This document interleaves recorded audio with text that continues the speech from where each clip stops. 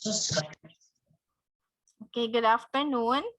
And for this session, since yung group 8, which is yung group nila, nila John Ray at saka Prince, Aljun, Najib, and John Ray. 2, 4, 5 lang man mo, no? Yeah, already have submitted their video presentation. So let's just watch this and Magkamura po ang group. So I'll just check for questions and clarifications from my part, and also if there are also coming in. So this session anyway is being recorded, kaya they can still see the post. So I'll just play.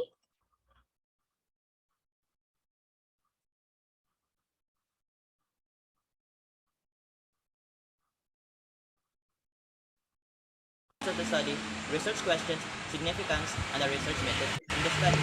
Now, without further ado, let's begin. But before we proceed, I'd like to introduce to you the other researchers that are responsible for this study. My team, Jorix Brose, Najib Hajirul, Aljun Romarate, and Prince Madrigo.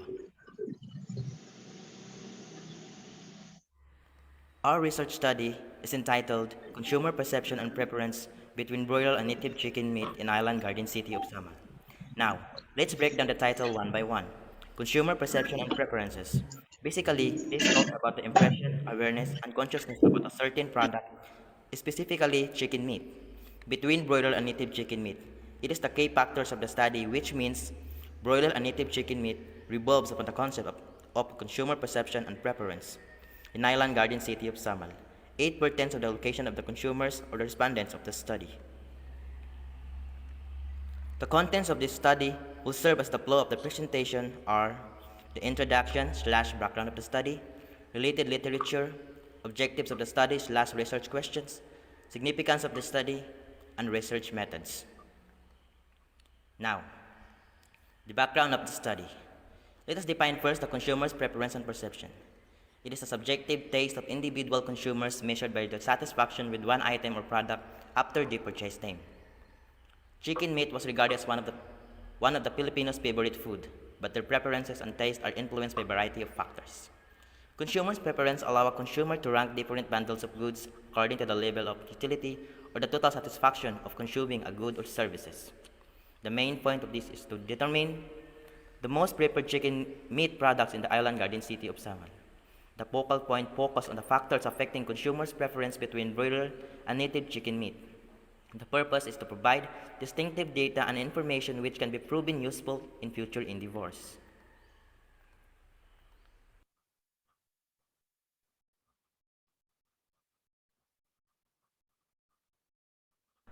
We have here a 6 review of related literature.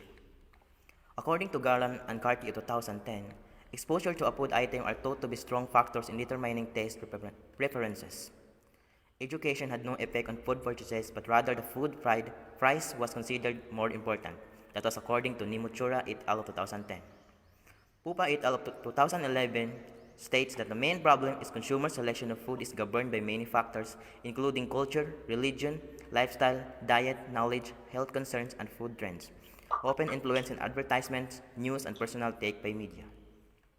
Chu et al. Of 2014 says that consumers conclude that carcass characteristics, quality, and unique flavor of native chicken are higher than that of broiler.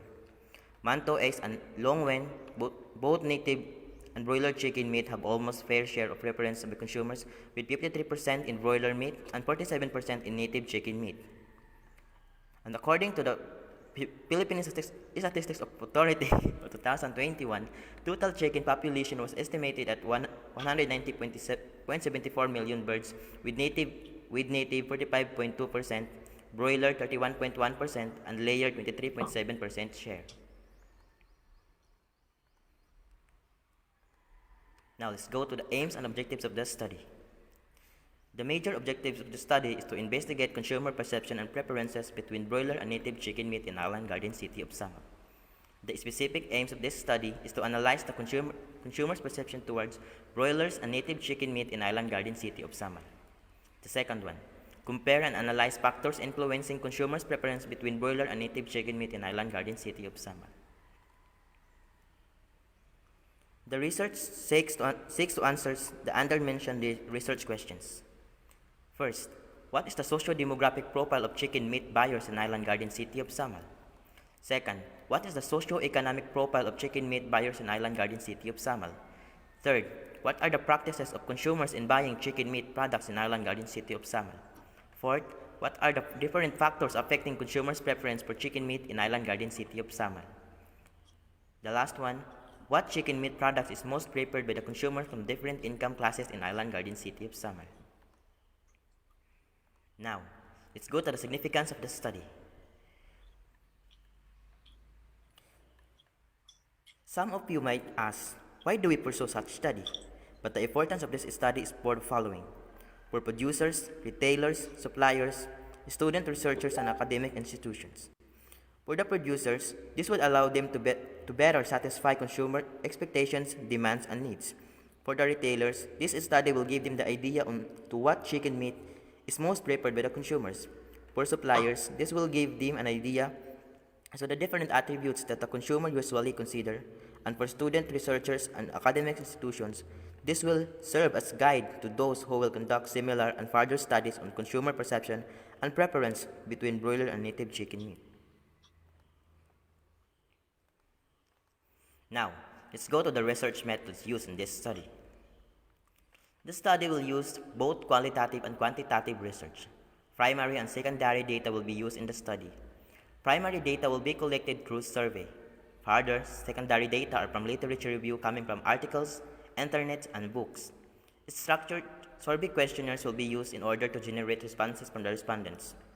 Random sampling interview will be applied in the study in public markets and meat shops of 3 specified districts in Island, namely Babak, Samal, and Kaputian district. That's it. Thank you.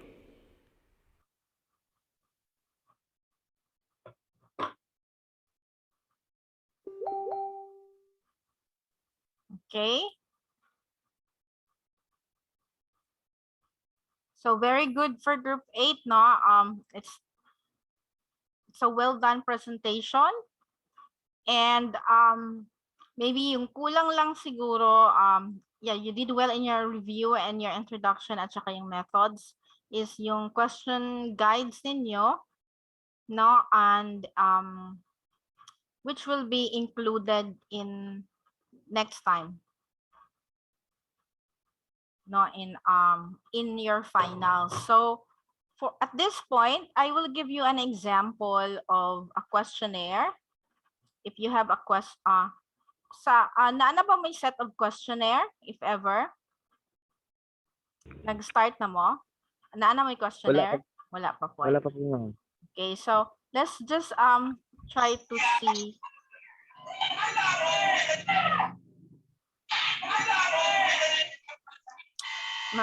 Friends, nag-ano si Prince. Okay, so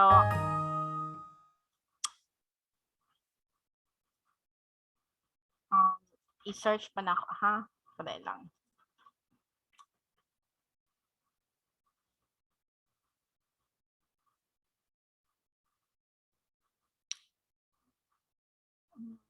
Ano ba na guide question?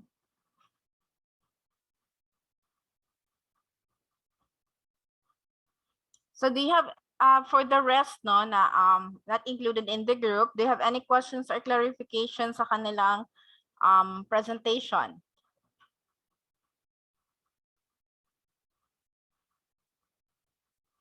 So sa research methods ninyo is you have indicated, rin naman to, no? My name is John Macalos. I will be the one to discuss to you today our research proposal.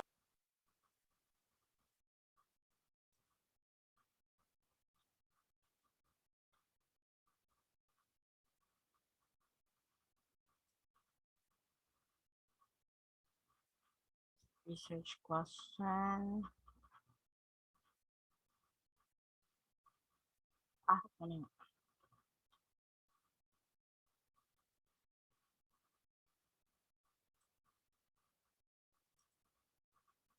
Sa inyong methods kasi nandito, ito. No, sa inyong methods, so you have stated in your methods both qualitative at quantitative siya, and ahanak ko. Ito isa. Nawala ko ito.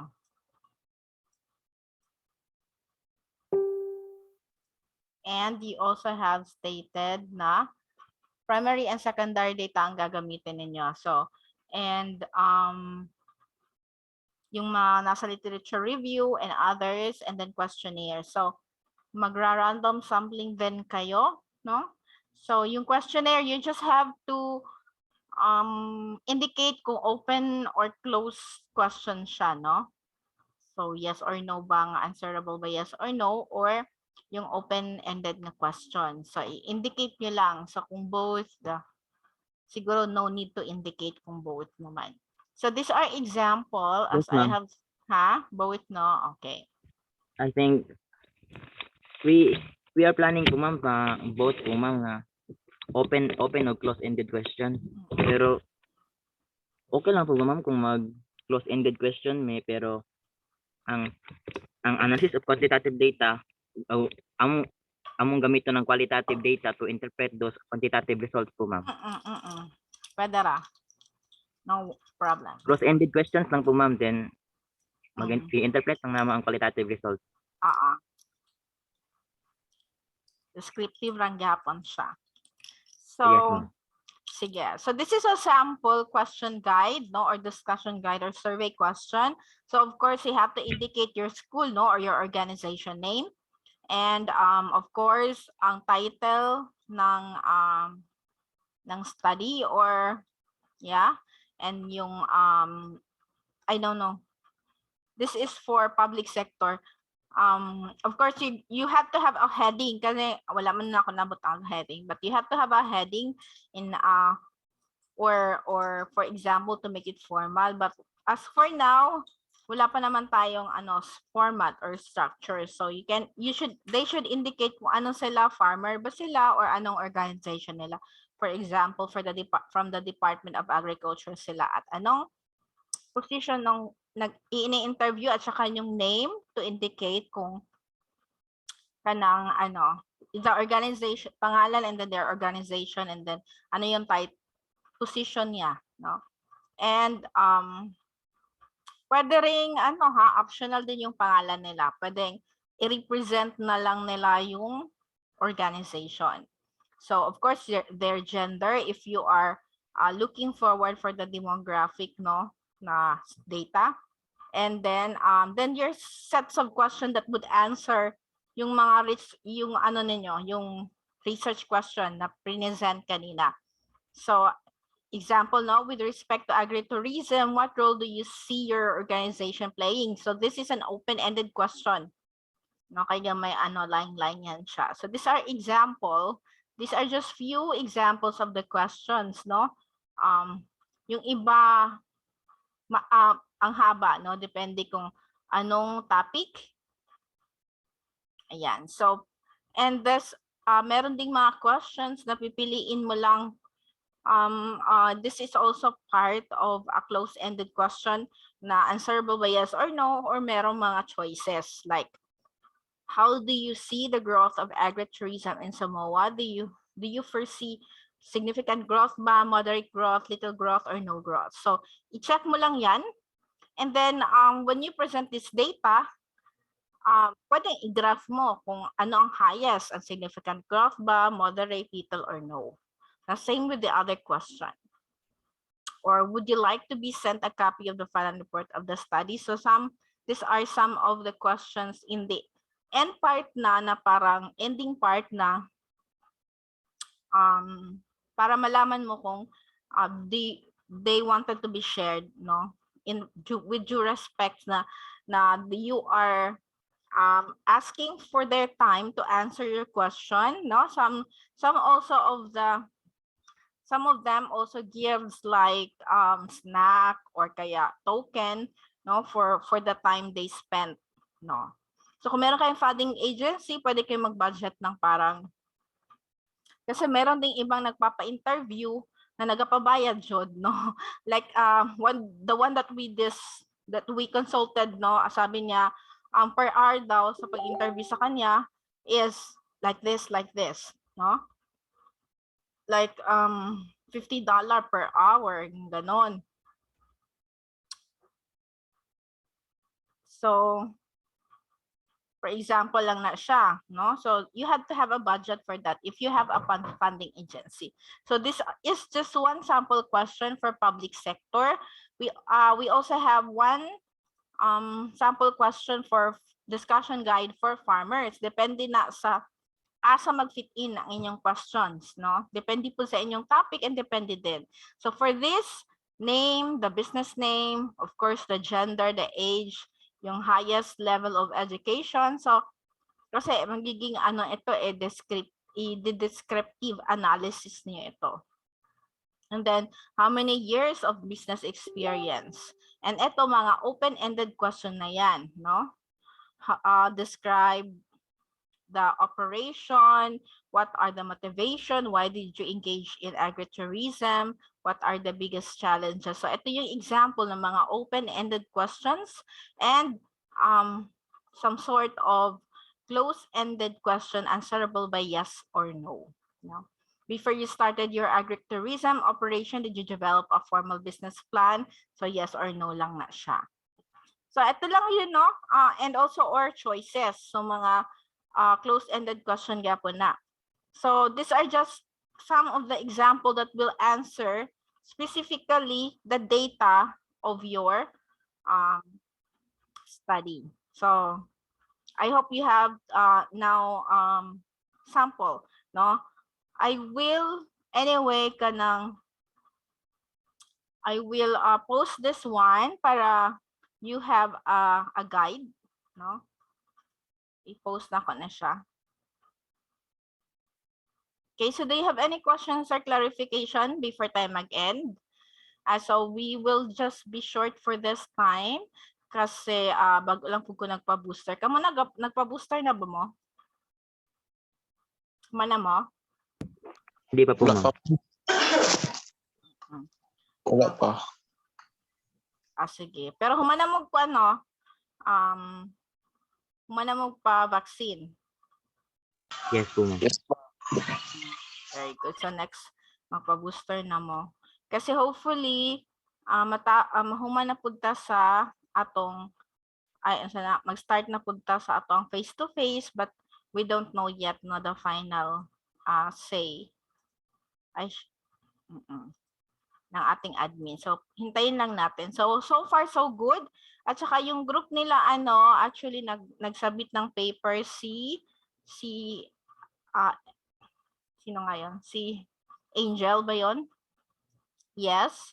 No, para sa kanilang, but hindi ko pa siya nabasa, yung mango market. So, so far, check ko muna, no? And I will update next on Wednesday.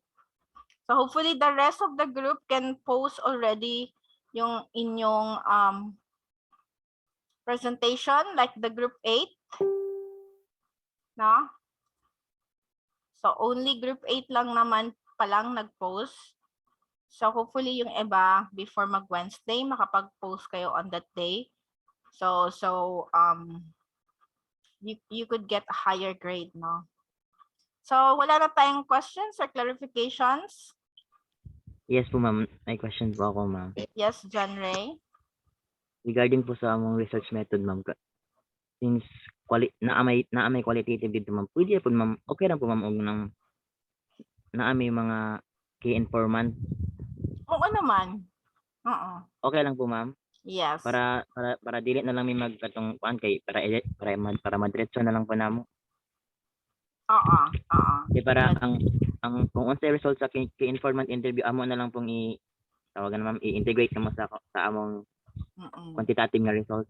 Yes. Kung nagtugba ba or wala. Mag-ingana na lang po, ma'am. Pwede ra. Okay, some more.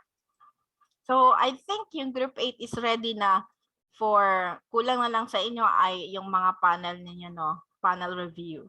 So ready na mo sa inyong thesis next sem. So wala na pangapana, Prince, Izil, Raymer, Aya.